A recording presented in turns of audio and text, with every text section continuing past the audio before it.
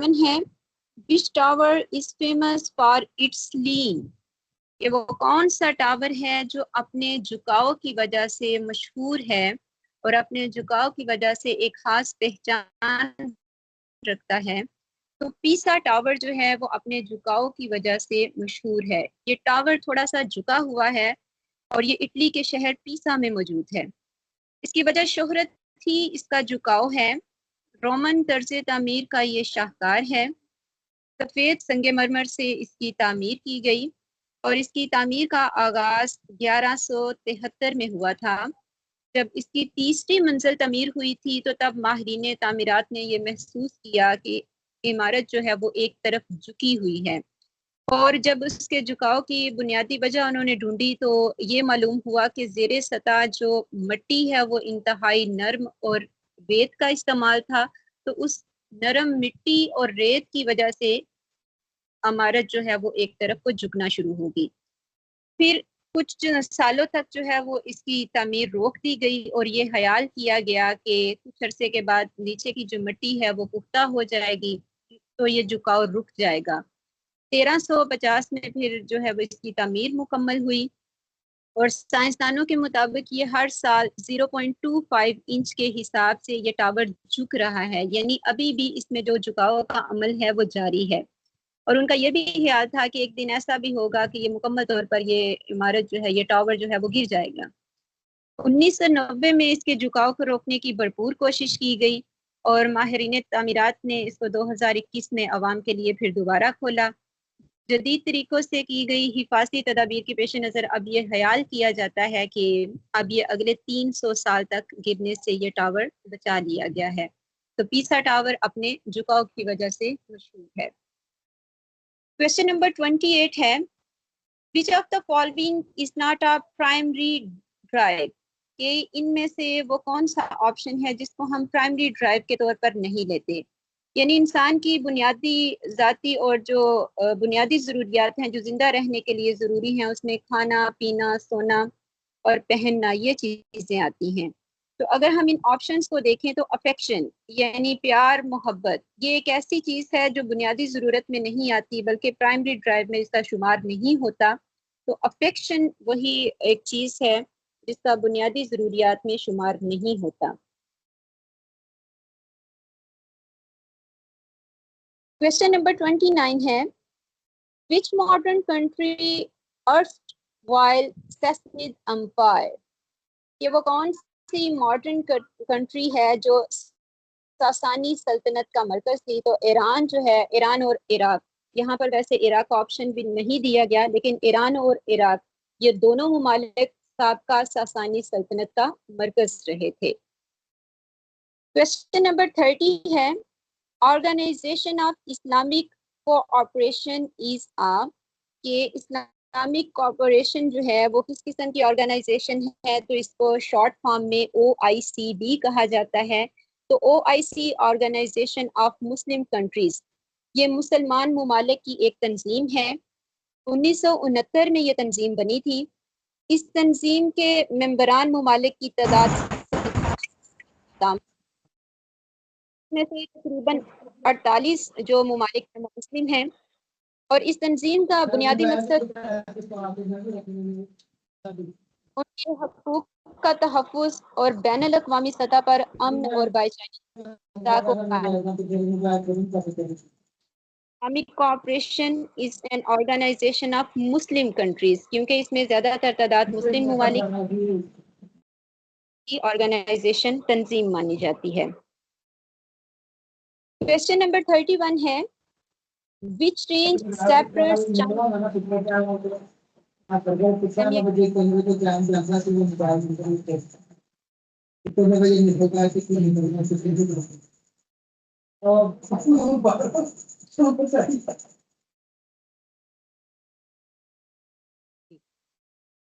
Question number 31 ہے which range separates China from Pakistan. کہ وہ کون سا پہاڑی سلسلہ ہے جو پاکستان اور چائنا کی سرحدوں کو ایک دوسرے سے جدا کرتا ہے. تو قراقرم کا پہاڑی سلسلہ پاکستان اور چائنا کی سرحدوں کو جدا کرتا ہے. پاکستان اور چائنا کی جو بارڈر کی لمبائی ہے وہ 596 کلومیٹر ہے اور یاد رہے کہ چائنا پاکستان کے جنوب مشرقی حصہ میں واقع ہے. یہ بھی سوال اکثر پوچھا جاتا ہے کہ چائنا پاکستان کے کس حصے میں واقع ہے. کویسچن نمبر 32 ہے Hazara community is residing in which country. کہ ہزارہ جو گروہ ہے یا جو قبیلہ ہے وہ کس ملک میں رہتا ہے, کس ملک کا رہائشی ہے. تو ہزارہ کمیونٹی افغانستان میں رہتی ہے. یہ ترک اور منگول نسلی گروہ ہے. افغانستان کے علاقے ہزارستان میں یہ آباد ہیں اور ان کا تعلق جو ہے وہ تشیع مسلک سے ہے, یعنی شیعہ مسلک سے ہے. پاکستان کی اگر بات کریں تو پاکستان میں ہزارہ قبائل جو ہیں وہ کوئٹہ میں مقیم ہیں. کویسچن نمبر 33 ہے which movie first shoot in space. کہ وہ فلم ہے جو اسپیس میں شوٹ کی گئی. تو دا چیلنج وہ مووی ہے جو پہلی دفعہ اسپیس میں شوٹ کی گئی تھی اور یہ فلم انٹرنیشنل اسپیس اسٹیشن پہ شوٹ کی گئی. رشیا نے ایک ایکٹریس اور فلم ڈائریکٹر کو 12 دن کے لیے اسپیس پہ بھیجا تھا اس فلم کو شوٹ کرنے کے لیے, یعنی فلم کے کچھ مناظر جو تھے وہ اسپیس پر شوٹ کیے گئے تھے. تو رشیا نے یہ فلم بنائی تھی اور فلم کا اور یہ فلم 2021 میں شوٹ کی گئی تھی. کویسچن نمبر 34 ہے Who was the first captain of Pakistan hockey Olympic team. کہ پاکستان کی ہاکی ٹیم کے سب سے پہلے کیپٹن کا نام کیا ہے. تو علی اقتدار شاہ دارا یہ پہلے کیپٹن تھے ہاکی اولمپک ٹیم کے اور 2 اگست 1948 میں انہیں انٹرنیشنل اولمپک ہاکی ٹورنامنٹ کے لیے لندن بھیجا گیا تھا اور پاکستان کی ٹیم اور فائنل میں بیلجیم کو 2-0 سے تب انہوں نے شکست دی تھی. کویسچن نمبر 35 ہے What is the most important layer of the earth. یہ زمین کی سب سے اہم جو سطح ہے وہ کون سی ہے. تو مینٹل وہ لیئر ہے جو زمین کی سب سے امپورٹنٹ سطح ہے. زمین کا سٹرکچر اگر ہم دیکھیں تو یہ 4 بنیادی چیزیں پہلی فرسٹ ہے, دوسری مینٹل ہے, تیسری آؤٹر کور ہے اور چوتھی انر کور ہے. مینٹل ہے وہ دوسری مینٹل فرسٹ ٹیکٹونک پلیٹس ہیں. ان پلیٹس کی حرکت کی وجہ سے جو زلزلے آتے ہیں وہ ان کی حرکت ہوتی ہے تو زمین پر زلزلے آتے ہیں. مینٹل تہ سے گرم مادہ بھی آتش فشاں کی شکل میں اوپر آتا ہے اور ٹھنڈا مادہ جو ہے وہ زیر زمین جاتا ہے. تو زمین کی جو سب سے امپورٹنٹ لیئر ہے وہ مینٹل ہے. کویسچن نمبر 36 ہے choose the meaning of under line word.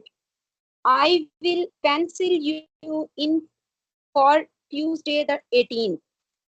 pencil you in کا آپ نے مطلب بتانا ہے. اس جو ہے وہ ورڈ کا مطلب کیا ہے. تو pencil in کہتے ہیں کسی کام کو خاص تاریخ یا موقع پر کرنا. یہ سمجھ لے کہ جیسے کسی کام کو کرنے کے لیے ایک خاص وقت مقرر کرنا. تو انگلش میں اس کو ہم اپوائنٹمنٹ کہتے ہیں, یعنی کسی بھی کام کو کرنے کے لیے پہلے اس کا وقت کو مقرر کرنا اپوائنٹمنٹ. کویسچن نمبر 37 ہے Who is the male lead character in the film Titanic. کہ ٹائٹینک فلم میں جو مردوں کا لیڈ کردار تھا وہ کس نے کیا, یعنی ہیرو کون تھا اس کا.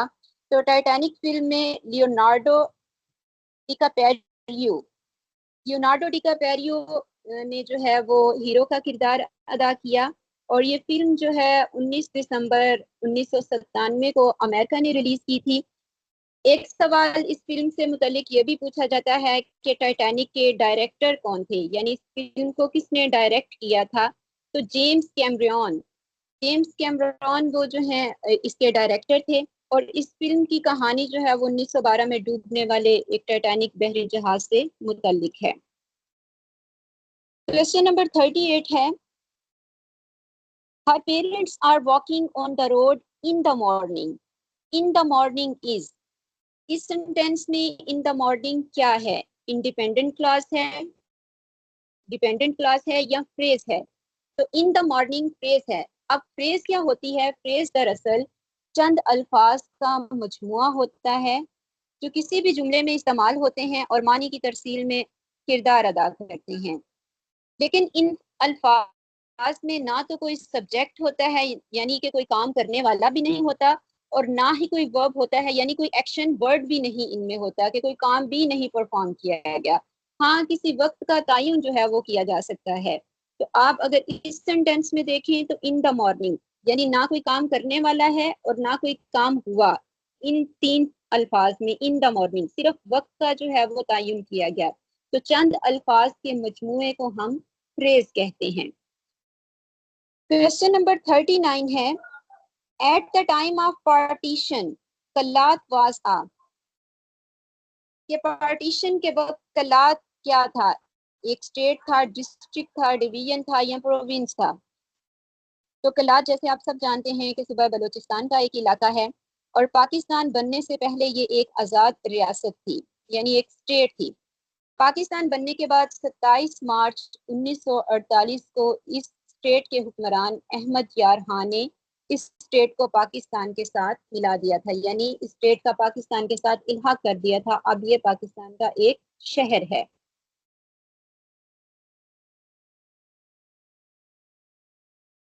क्वेश्चन नंबर 40 है, हु वाज हेनरी किसिंगर? कि हेनरी किसिंगर कौन है? तो ये यूएस सेक्रेटरी ऑफ स्टेट हैं, यानी अमेरिका के ये सेक्रेटरी हैं स्टेट के।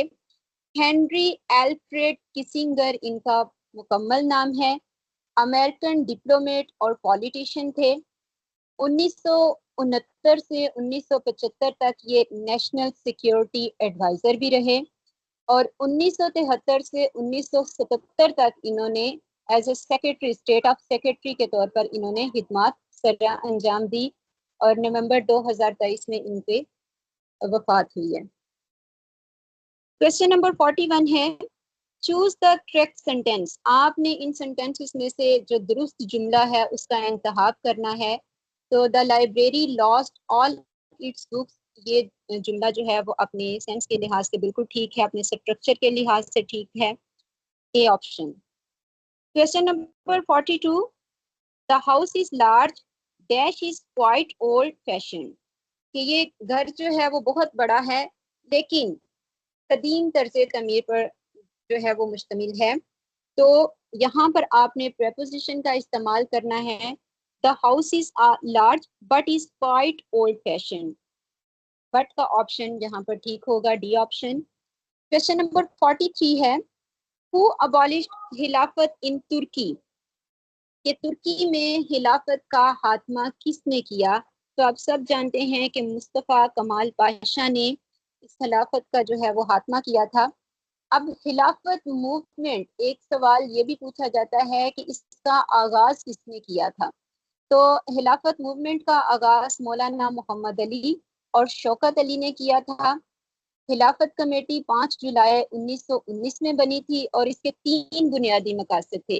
चूँकि पहली जंग अजीम के बाद मुसलमानों को ये खदशात थे कि कहीं अंग्रेज जो हैं वो उनके मुकद्दस मकामात की बेहुरमती न करें, उनको जो है तबाह बर्बाद न करें, तो ये खिलाफत कमेटी इसी सिलसिले में बनाई गई थी और इसके 3 बुनियादी मकासद थे। एक ये था कि खिलाफत उस्मानिया बरकरार रखी जाएगी। दूसरा इसका मकसद ये था कि सल्तनत उस्मानिया को तकसीम नहीं किया जाएगा। और तीसरा मकसद ये था कि मकामात मुकद्दसा यानी मक्का मदीना वगैरह उस्मानी खिलाफत की तहवील में रहेंगे, यानी मुसलमानों की तहवील में रहेंगे। अब जब पहली जंग अजीम हुई तो तुर्की ने बरतानिया के खिलाफ जर्मनी का साथ दिया। इसलिए मुसलमान परेशान होने लगे कि अगर अंग्रेज कामयाब हो जाते हैं तो तुर्की के साथ अच्छा सलूक नहीं किया जाएगा। इसलिए हिंदुस्तान के मुसलमानों ने अंग्रेजों का साथ देने के लिए बरतानिया के वजीर आजम लॉर्ड जॉर्ज के साथ वादा किया कि जंग के दौरान मुसलमानों के मकामात मुकद्दसा की बेहुरमती नहीं की जाएगी। लेकिन जैसे ही जंग खत्म हुई तो बरतानिया और उसके इत्तेहादियों ने अपनी फौजों के हमरा बसरा और जद्दा में दाखिल हुई और यूं मुसलमानों के साथ किया गया वादा भी जो है उन्होंने पूरा नहीं किया था।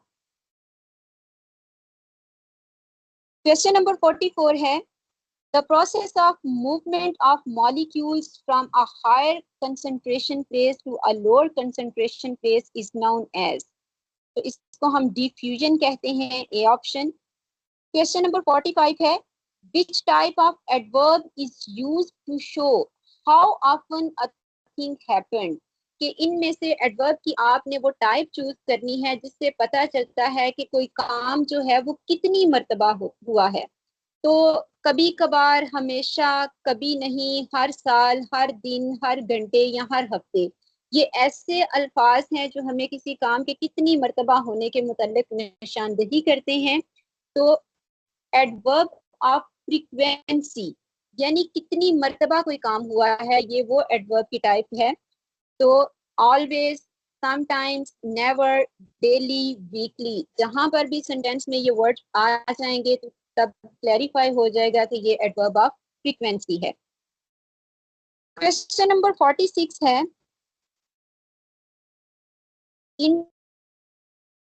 International Energy Agency was recognized by United. International atomic energy جو ہے وہ اب یونائٹڈ نیشن نے قائم کی، تو یہ 1947 میں اس کا قیام ہوا اور اس کا ہیڈ کوارٹر وینا آسٹریا میں ہے اور اس کے ڈائریکٹر جنرل جو ہیں وہ یو. کوسچن نمبر 47 ہے correct the sentence he was. یہاں اس میں سے آپ نے جو کریکٹ جملہ ہے اس کا انتخاب کرنا ہے. تو فرسٹ آپشن ٹھیک ہے، he was ill with fever. Question number 48 ہے the performance of our player was rather dash. اس جملے کو آپ نے مکمل کرنا ہے. The performance of our player کے ہمارے جو کھلاڑیوں کی کارکردگی ہے was rather worse than I had expected, کہ میری سوچ سے زیادہ بری تھی. Worse than I had expected, B option. Question number 49 ہے change voice she will have سنگ اے سانگ. اس کو آپ نے پیسو وائس میں چینج کرنا ہے. تو جب بھی سینٹینس میں ول ہیو کا استعمال ہو جائے یا ہیلپنگ ورب یوز ہو جائے تو جب آپ نے اس کو پیسو وائس میں چینج کرنا ہے تو ول ہیو بین کا استعمال ہوگا. بین کا لفظ ساتھ اضافہ ہو جائے گا. A song will have been sung by her. Question number 50. Treaty about the fragmentation of Ottoman Empire. کہ سلطنت عثمانیہ کو تقسیم کرنے کا جو معاہدہ ہے اس کو کس نام سے یاد کیا جاتا ہے؟ وہ ٹریٹی آف سیورز ہے اور یہ معاہدہ 10 اگست 1920 میں طے پایا تھا اور یہ معاہدہ پہلی جنگ عظیم کے اتحادیوں اور آٹمن امپائر کے درمیان ہوا تھا. معاہدے کے مطابق سلطنت عثمانیہ کا بڑا حصہ فرانس، اٹلی، گریک اور یونائٹڈ کنگڈم کے حصے میں آیا تھا اور 1923 میں معاہدہ لازبانی بھی ایک معاہدہ ہوا تھا. یہ اسی سے کنیکٹڈ ہے جو کہ ٹریٹی آف سپیر کا ہی ایک حصہ تھا. اور یوں 1923 میں تحریک خلافت کا خاتمہ ہوا. جیسے کہ پہلے ایک سوال تھا کہ تحریک خلافت کا خاتمہ کس نے کیا، تو وہ 1923 میں مصطفیٰ کمال پاشا نے کیا تھا. اور جب وہ خاتمہ ہوا تھا سلطنت عثمانیہ کا تو تب پھر جمہوریہ ترکی وجود میں آیا تھا جہاں پر اب پارلیمانی نظام قائم کیا گیا ہے. تو ٹریٹی آف سپیر جو ہے وہ Ottoman empire fragmentation of Ottoman empire یعنی سلطنت عثمانیہ کو ٹکڑوں میں تقسیم کرنے کا معاہدہ ٹریٹی آف سیورز. جی میم. جی بسم اللہ الرحمن الرحیم. مس رخسانہ صاحب نے انتہائی شاندار طریقے سے جی کے پڑھایا.